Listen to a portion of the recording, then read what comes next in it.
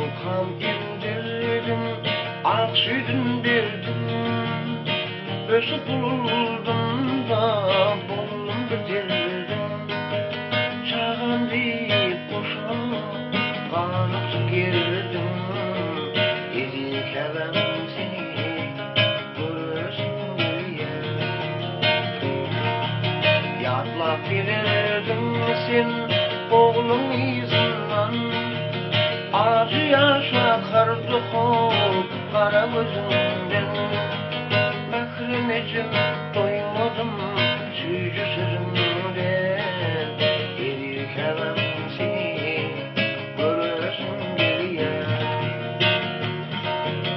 İmani dirilttim tağım duzundan.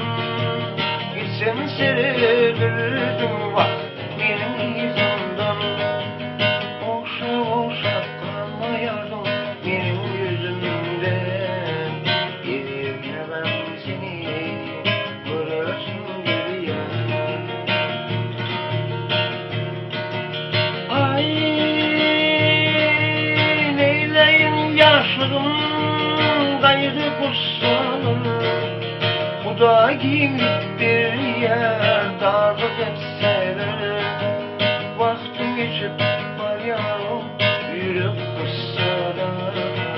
Erikemem seni görmezsem diye. Baba oğlum yatlap tutarım çalıya. Geçen kıyımlarını hem yağda salıyor. Ayrılığa gözüm zanı deşir oluyor.